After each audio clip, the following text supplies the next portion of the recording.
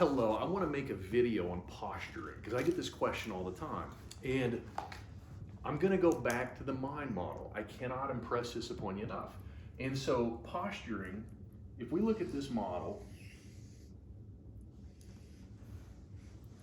if I ask you to see a picture of your mind, people see a picture of their brain.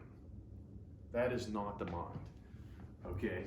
The mind is a composite of your conscious and subconscious mind. So I want to give you a picture right now that will impress upon you what I'm speaking of and referring to. So this is called concept theory. It was developed by Thurman Fleet, and it's called the concept theory. We also call it the stick man, but the body is the smallest part of this. This is the mind. So you have a conscious mind where you're aware, and you've got a subconscious mind. This is the thought or thought mind up here, or the visual mind. And then down below, this is where you have feelings, okay? And this is the physical body. And what happens is, what you're holding here and feeling here makes your body take action or not. So, you maybe are indecisive, which is a decision to not do, right? You're in limbo. So it's because the picture doesn't match the feeling and you stay stagnant. You bounce like this. These people are up and down all the time. They don't know why. Oh my God, I got 2 sales. Oh God, I lost a customer. Oh, and they come down and they go up. They do this all the time, okay? So the key is this. If I ask you to see a picture of let's say, I don't know, your car. The color of that car pops up, the image pops up. By asking a question, I'm triggering the feeling mind. This is where posture really comes from, okay? So the way you create posture in yourself and understanding is by building a belief system, by studying, by listening to things, by doing goal cards, by doing vision boards, by doing a voice loop. Those put things into the subconscious mind, but it takes repetition with emotion over time.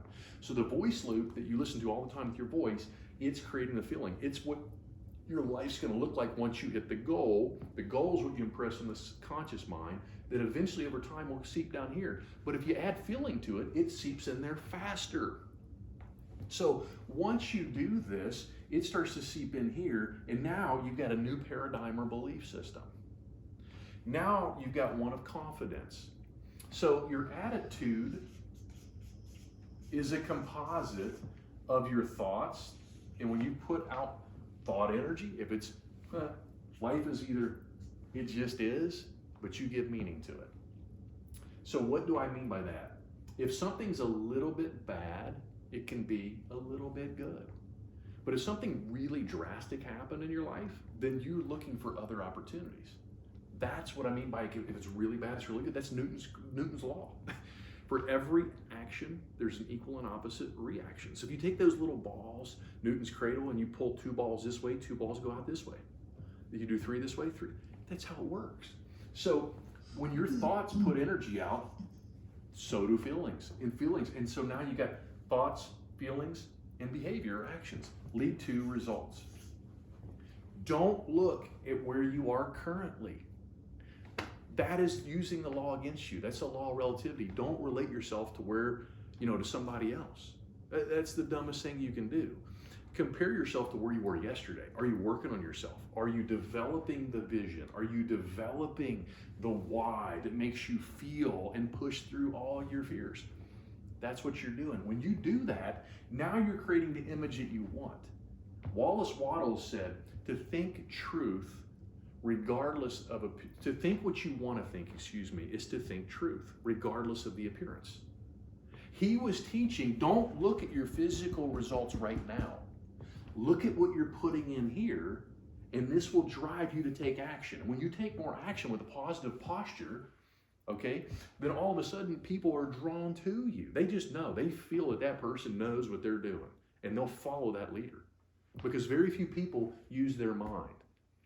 Ken McFarland was a medical doctor down in Kentucky, and he said 2% of people think, 3% think they think, and 95% would rather die than think.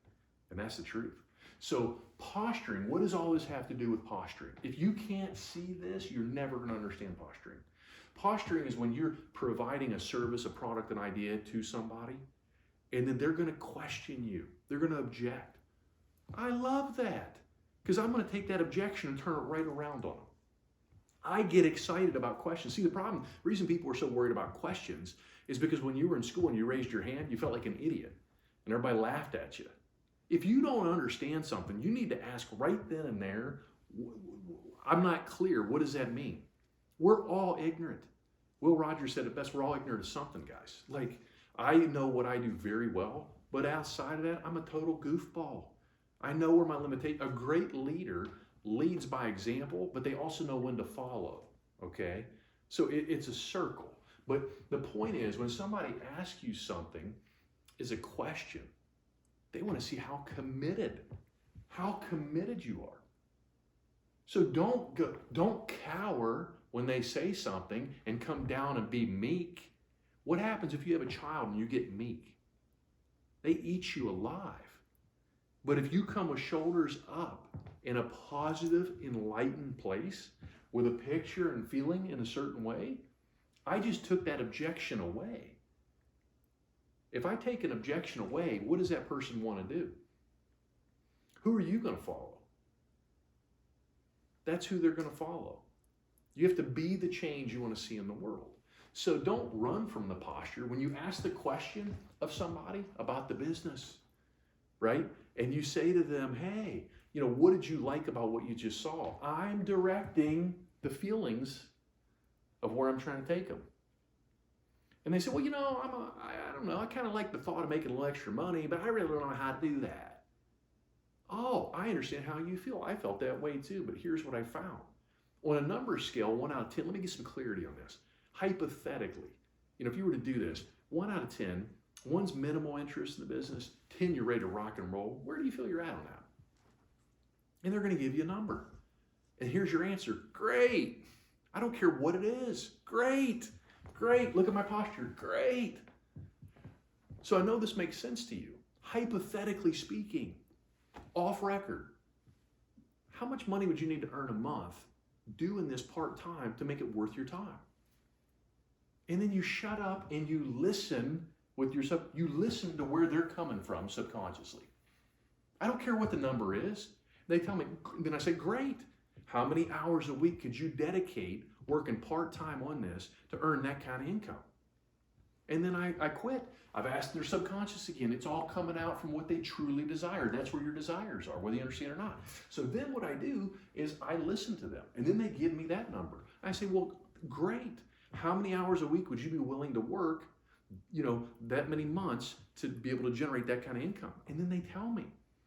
And I say, now, if I could show you how to earn that amount of money, working this many hours over this period of time, would you be ready to start the business? And just like you're doing right now, you're going, that's talking to that. That's where the actions come from. I don't say another word. I say, fantastic. Hey, I need to get this information. What's your email address? What's your data? And I just get the information and we start them right up. You don't say another word. Don't talk yourself out of it. Shut up. They just told you what they wanted to do, what they needed to do. And if you can show them how to do that, then do it. If it's unrealistic and they want to make, I don't know, whatever, $10,000 in a month and they want to work an hour a day, there's no person on the planet doing that. Putting that kind of weak effort in. Those people have grown to that, but you're not going to do that, put no effort in. So I instantly take it away. You know what? This isn't the right time for you. Okay? Your goals are not realistic to what we're trying to do. And I'm okay with that. I'm not going to waste your time. I'm definitely not going to waste my time. But when you're ready, if things change, let me know. And if you know other people that are looking for opportunities like this, I'd love to help them. This business isn't for everybody. Might not be for you. But hey, send me people that are positive and uplifting. I'd love to help them. That's it. But I'm literally working this all the time. When you ask questions, you enter the subconscious.